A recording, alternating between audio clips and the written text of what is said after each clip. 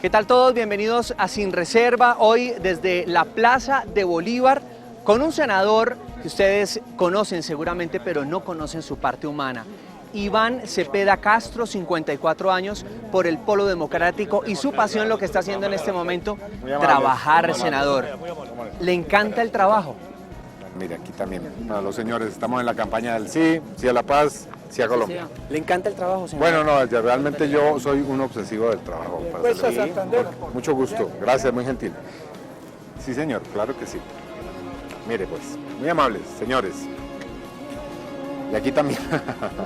Sí, ahora sí. Bueno, yo creo que realmente para mí esto no es trabajo, es una, digamos, una pasión que emana de lo que es mi identidad con lo que hago. Así que realmente no lo siento como una carga o como un deber, sino más bien como una dedicación absoluta que me es muy placentera y de la cual gozo permanentemente cada uno de sus instantes.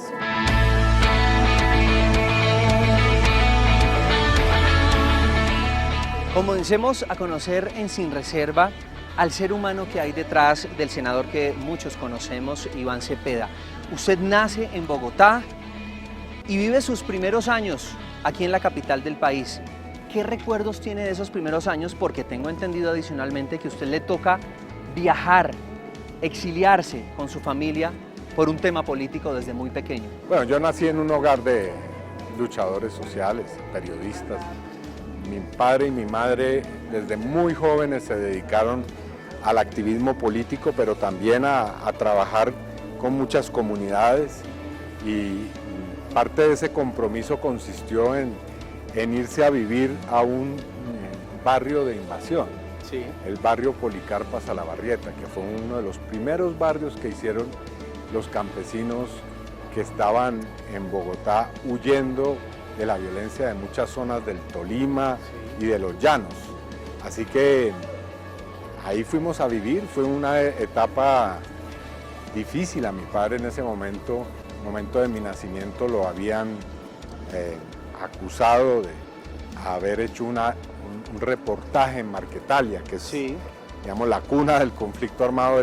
Él hizo una entrevista y un 1966. desarrollo sobre todo lo que estaba ocurriendo en Marquetalia en el año 64. 60. Y después de eso pues vino una acusación y lo llevaron a la cárcel por ese reportaje, en lo que yo considero es un hecho de los muy frecuentes de abuso y de limitación de la libertad de expresión.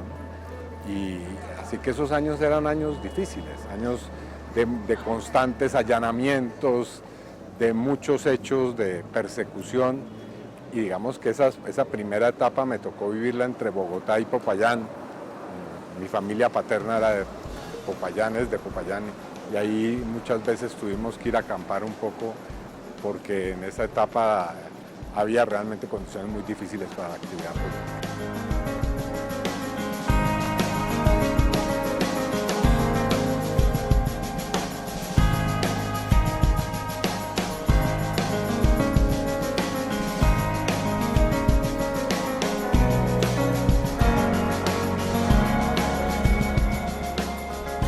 Hay ausencias sensibles en su época de niñez. Una de ellas fue su papá se va a la cárcel y su madre luego, cuando usted ya cumple 18 años, muere de una enfermedad. ¿Cómo afrontar eso cuando apenas uno está comenzando prácticamente a vivir Esa fue una a los pérdida 18 años? supremamente dolorosa, por supuesto.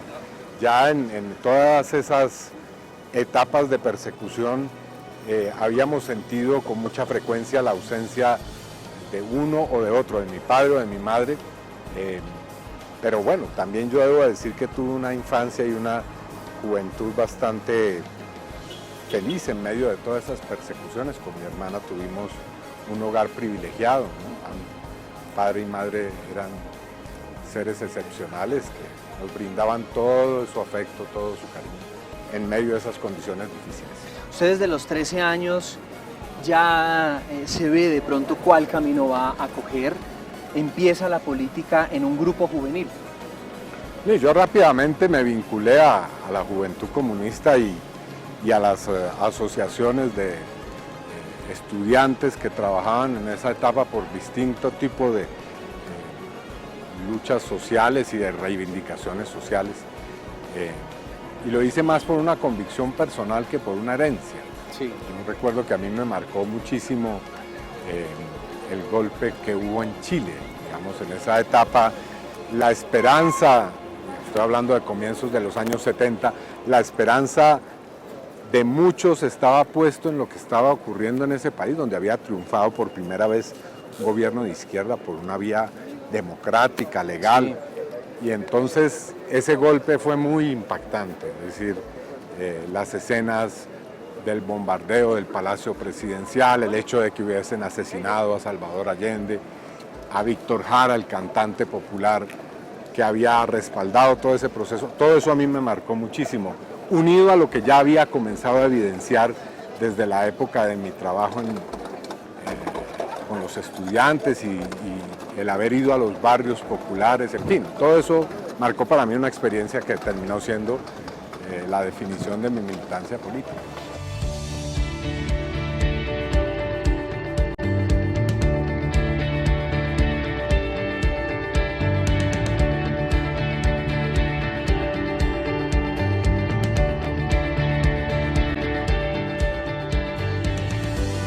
¿Por qué la izquierda y no la derecha? Su papá evidentemente trabajaba en pro y desde la izquierda por el pueblo.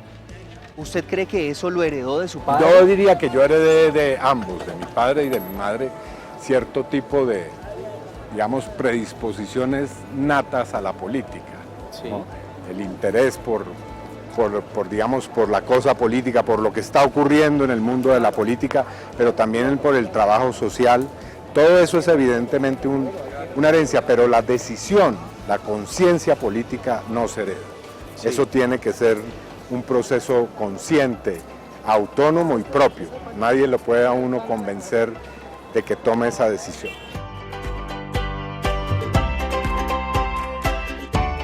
Estamos caminando en este momento en un lugar histórico de Bogotá. Bueno. Esta es la 12 con séptima. Momentos que usted recuerde de la Bogotá del ayer. Bueno, ¿Qué tanto en esa tiene esquina además de mataron Rolo? unos estudiantes realmente, sí. En parte de lo que fue la oposición, aquí precisamente en esta esquina, porque estaban haciéndole oposición a la dictadura de Rojas Pinilla. Bueno, senador, en este momento estamos llegando a una librería que se llama la Librería Ibáñez Tradicional, aquí en el centro de Bogotá. Quiero que chequemos de pronto qué libro le llama la atención y ahí empezar a hablar, pero mientras lo vamos buscando, cuénteme de su niñez en Bogotá, de su niñez en el exilio, ¿para dónde le tocó irse? Bueno, inicialmente nosotros vivimos en Cuba. Sí. Para mí ahora que he estado en el proceso de paz, trabajando mucho en la facilitación de ese proceso, ha sido muy grato volver a encontrarme con esa ciudad que tantos recuerdos alberga de esa época que fue una época de exilio, cuando se estaba comenzando a dar el proceso de la Revolución Cubana. ¿Una anécdota en Cuba?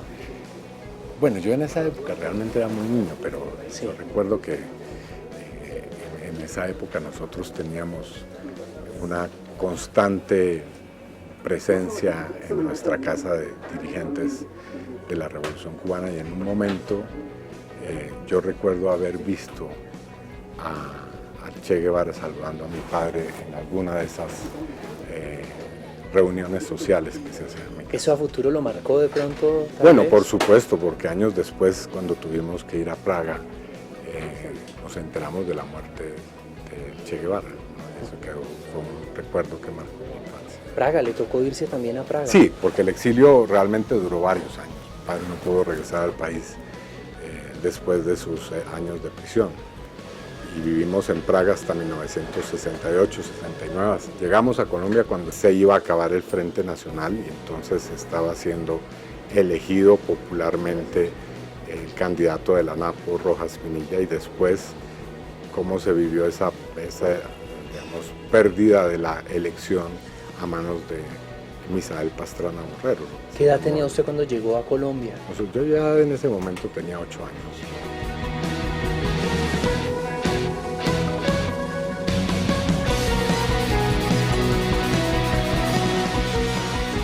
¿Qué recuerda usted de esa época de niñez de su papá? ¿Qué le decía a su papá? ¿Cómo lo guiaba? No, digamos, de manera muy respetuosa, digamos, intentaba acercarme a todo ese tipo de eventos y de vicisitudes del mundo político, pero en medio de una relación bastante flexible y tranquila. Por eso digo que yo recuerdo que mi aproximación a la política fue una aproximación voluntaria, no fue una especie de imposición familiar o paternal. Bueno, por ejemplo, aquí está en la sección política. ¿Qué libro encuentra usted tal vez interesante? Mire usted, aquí hay una edición nueva y reciente que tiene que ver con las memorias de la Comisión de Esclarecimiento Histórico que ha funcionado en el proceso de paz en La Habana. Aquí están recompilados los ensayos de muchos de los investigadores que hicieron este trabajo, que es un trabajo muy importante desde el punto de vista de la memoria histórica del conflicto armado. Es un compendio de visiones sobre lo que ha ocurrido en el conflicto y creo que es un buen material para quien quiera conocer lo que ha ocurrido en estos años de guerra. Usted se ha caracterizado por la defensa de los derechos humanos, senador. En parte es víctima del conflicto armado en nuestro país. Muchas veces escuchamos en la calle, si las víctimas dicen que sí al plebiscito, ¿quién soy yo para decir que no? Las víctimas saben qué es el sufrimiento. Han perdido a alguien, han sufrido en carne propia los efectos del conflicto. Así que nosotros tenemos una razón poderosa para saber por qué hay que oponerse a que siga esta guerra en Colombia. Saben qué es el sufrimiento, pero muchos aún no saben cuál es el perdón. ¿Usted ya perdonó a sus victimarios? Yo creo que la gran mayoría de las víctimas ha tenido una actitud supremamente generosa en Colombia. Si de esos 7,5 millones u 8 millones de personas, la mayoría hubiese asumido el camino de la violencia, tendríamos hoy grupos armados de millones de personas. En cambio, la gente lo que ha preferido es buscar un camino distinto. Por eso yo entiendo que la gran mayoría de las víctimas, la inmensa mayoría, esté con el proceso de paz. Bueno, senador, le invito a que nos tomemos un café y a que sigamos hablando del ser humano un poquito que hay lluviosa, claro que sí. ¿Qué le da acercándose acá? No. La sensación de que me voy a caer. Pero asomémonos un poquito. No, gracias. Le deseo suerte.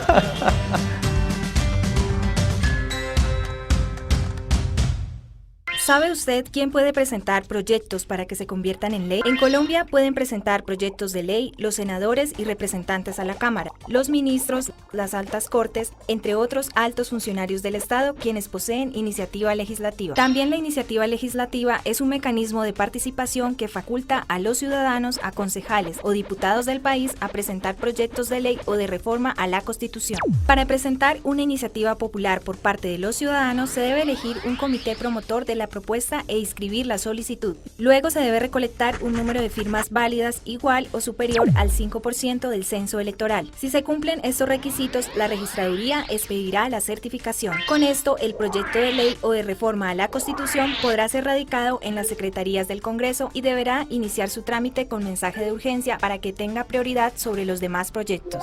Encuentra más información en nuestro portal web. Canal Congreso. Aquí vive la democracia.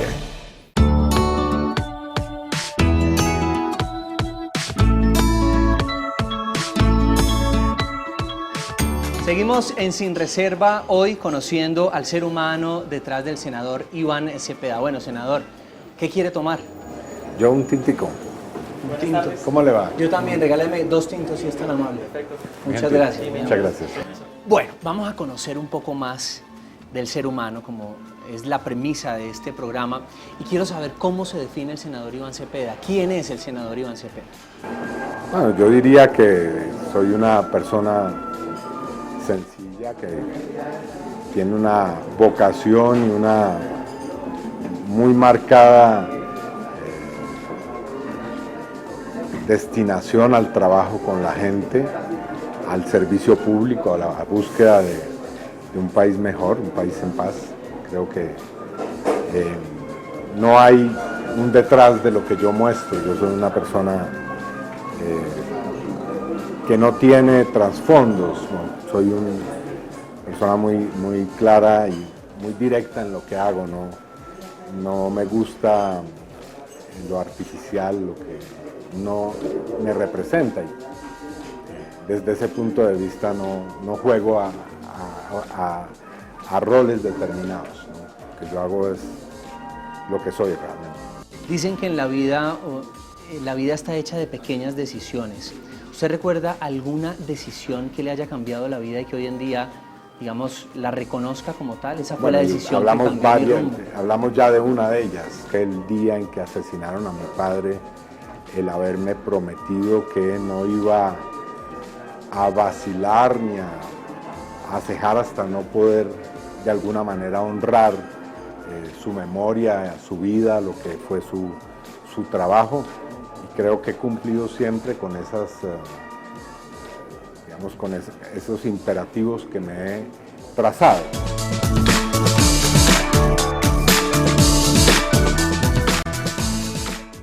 Muchas gracias, muy amable. Ahí llegó el tintico, senador. Hay momentos también en la vida en que uno hace sacrificios. ¿Cuál ha sido el principal sacrificio tal vez que usted piensa que ha hecho en su vida y que le ha traído buenos frutos? Yo he renunciado conscientemente a un cierto tipo de cosas, pero no las interpretaría como un sacrificio, sino como parte de lo que se debe hacer en un contexto determinado.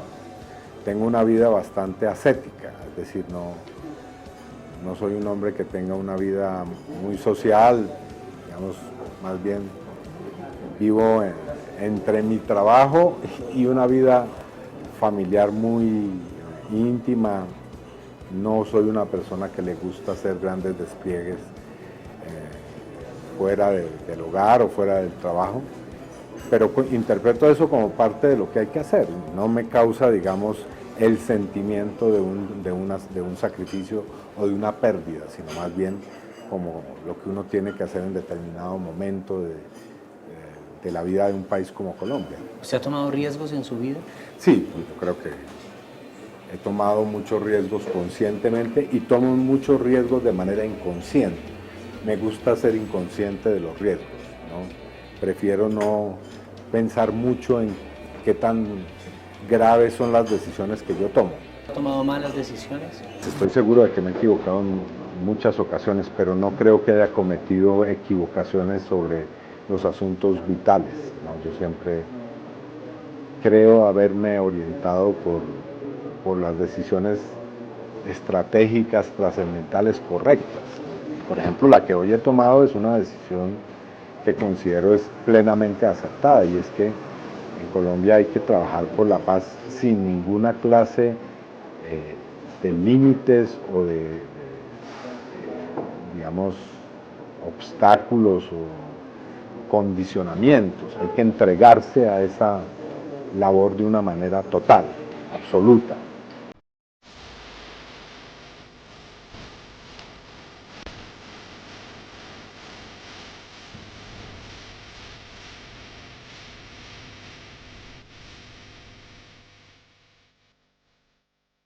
Si hoy usted hace una pausa y empieza a recordar aquellos momentos buenos de su vida, ¿usted qué agradecería? ¿Qué tiene por agradecerle a la vida? Tal vez el haber encontrado el camino correcto, haber podido asumir un camino que me ha permitido tener una profunda satisfacción interior y personal de lo que yo hago. Y eso es, por supuesto, son decisiones conscientes, pero también situaciones de la vida que lo van poniendo a uno ante ese tipo de circunstancias.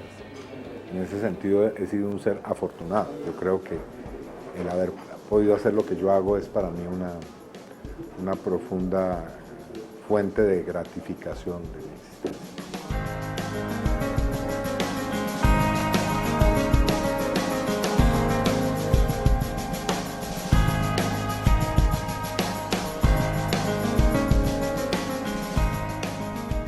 llega un momento en donde su padre es asesinado.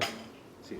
Ese día en que le dieron esa historia, esa noticia, esa triste noticia, ¿qué pasó en la vida de Iván Cepeda? Bueno, fue por supuesto un hecho de ruptura.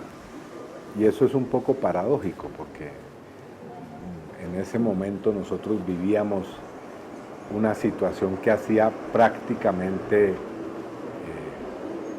como predestinado ese momento, es decir, habían asesinado a muchas personas de la Unión Patriótica. ¿Ya lo presentían en su casa? No, es decir, más que un presentimiento, era como una certeza. Era exactamente esa situación de la crónica de la muerte anunciada, era prácticamente una cosa de días o de semanas, pero se sabía que iba a ocurrir. La ocurrencia del hecho sí fue realmente algo que yo viví de una manera inesperada, es decir, siempre la muerte o la tragedia de un acontecimiento que tiene que ver con la violencia marca la existencia de una manera inesperada. Iván, la principal enseñanza que le dejó su papá. Yo diría que es esa de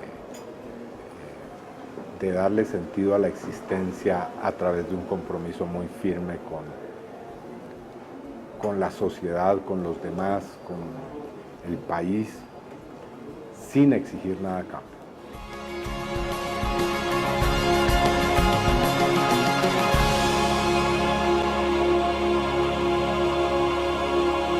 Hablemos ahora de su hermana.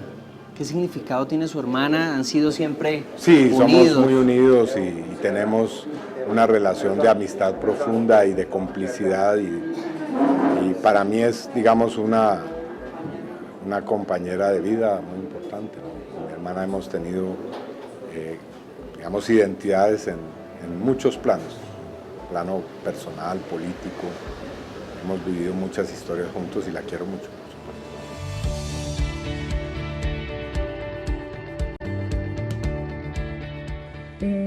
¿Qué puedo recordar de él?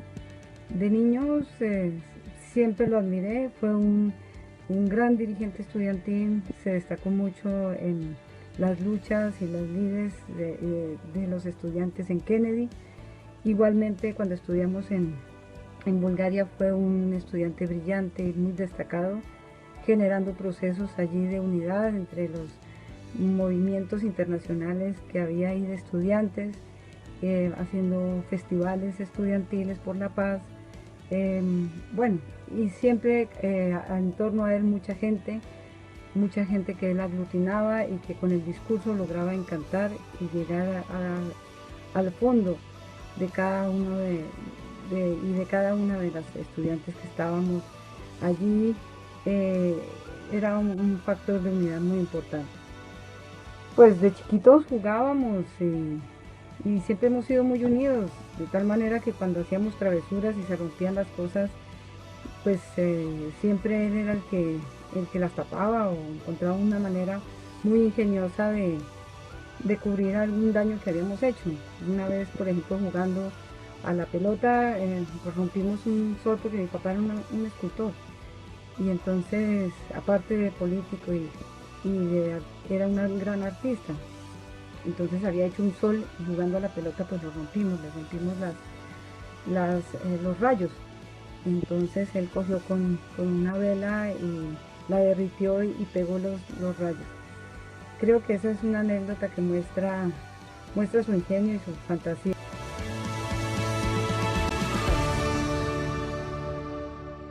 ¿Usted no quisiera morirse sin antes haber hecho qué, haber comido qué, haber No, probado qué? mi meta es muy modesta. Yo quiero ver este país al otro lado de la guerra, por ahora. Es decir, esa es mi meta. Lo que yo quiero es contribuir de una manera decisiva a que Colombia llegue a la paz. Si me alcanza la vida para otras cosas, perfecto, pero por ahora es eso. Y en eso tengo puesto digamos, todas mis energías, toda mi capacidad intelectual, personal. Así que yo no pienso, digamos, de manera utopista, pienso en lo que hay que hacer hoy y eso es lo que hay que hacer. Senador, ¿qué lo hace reír a usted? A mí me gusta mucho tomar del pelo, Sí. tomar gallo, como se dice coloquialmente. Y realmente me produce mucha risa el Congreso. El Congreso para mí es una, digamos, si no fuera tan trágico lo que produce el Congreso sería como una especie de escenario de comedia, ¿no? Tragicomedia. Sí, digamos trágico las leyes y las decisiones que se producen en el mundo político, pero realmente ese es un mundo que hay que tomarse con mucha, digamos, capacidad de humor para entenderlo bien y no tomárselo tan en serio. Bien, pues en minutos regresamos a Sin Reserva, conociendo un poco más de la vida del senador Iván Cepeda. Volvemos. No, esa parte yo le recomendaría que no la hagamos. No, pero usted sí sabe, yo no. Quisiera ver un poquito cómo le No, tocó yo hacer con estos cueros. no, nunca hice bongo, fue con maracas realmente. ¿Quién le tocó? ¿Le tocó las maracas? ¿Y la campana nunca la No, hizo? tampoco. Soy muy respetuoso de los músicos y realmente no quiero ofenderlos con una muy mala interpretación. Pero mire, aquí le presento a un maestro que ¿Ah, sí? además trabaja como parte de mi equipo de protección. Muéstreme a ver, ¿cómo es?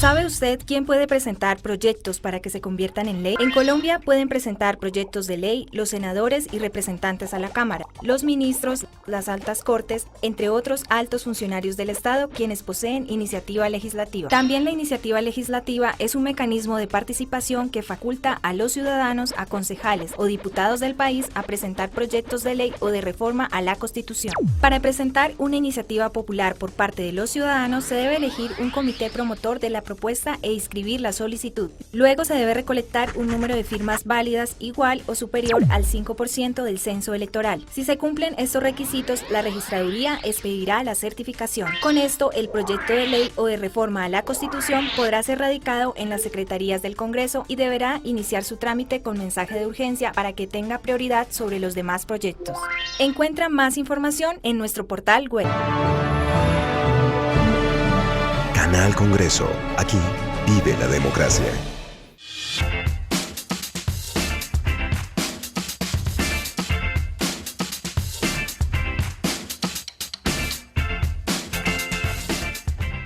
Continuamos en Sin Reserva, conociendo la vida del senador Iván Cepeda Castro. Bueno, senador, hablemos precisamente de eso. ¿Qué es lo más difícil de ser un personaje público? Tal vez no dejarse convencer de la celebridad y de lo que implica el poder y sus tentaciones. Yo creo que es fundamental mantenerse siendo fiel a cierto tipo de convicciones.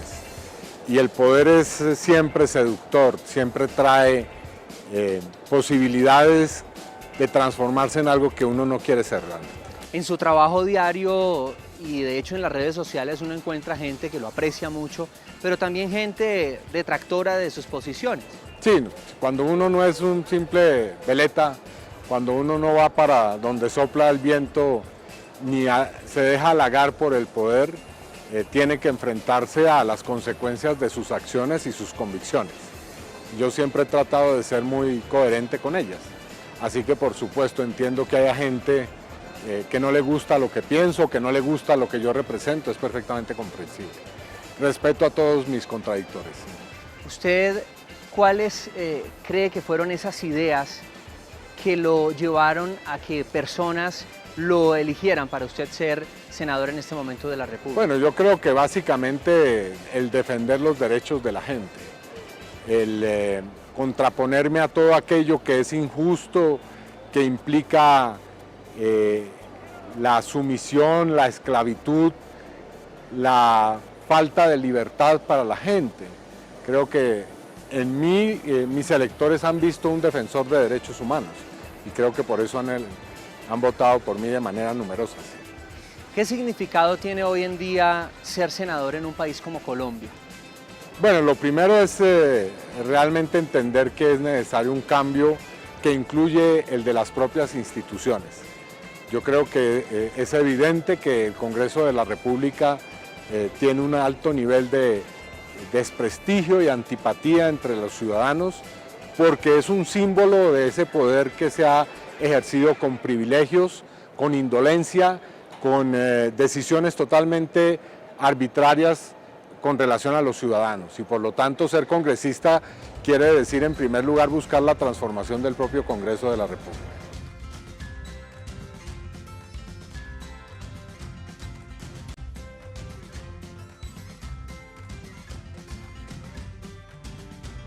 El país está viviendo un momento único y se habla que este es un gran paso. ¿Cuáles serían los otros pasos para que realmente en nuestro país exista la paz? Bueno, yo creo que Colombia es un país de inmensa inequidad social. Hay que buscar que Colombia se elimine la pobreza, se elimine la corrupción, se elimine la ausencia de libertades y de participación democrática. Y creo que esa es la gran tarea que viene después de la firma de los acuerdos de paz. ¿Qué decirle a sus detractores y a sus seguidores, senador? Yo creo simplemente en que, independientemente de cuáles sean las convicciones políticas, es necesario que construyamos un país que a partir de la democracia y de la paz se pueda desarrollar como lo que es, como una gran nación. Y yo espero que en eso estemos unidos todos los colombianos. Tenemos una gran oportunidad que ahora es la construcción de la paz a partir de estos acuerdos que se han firmado. Por último, ¿cómo quiere ser recordado? ¿Cuál quiere que sea el legado del senador Iván Cepeda? Bueno, como alguien que contribuyó definitivamente a que en Colombia hubiera paz y democracia. Bien, pues para mí es un placer haber conocido a fondo la vida, el ser humano que hay detrás del senador Iván Cepeda. Esto es Sin Reserva.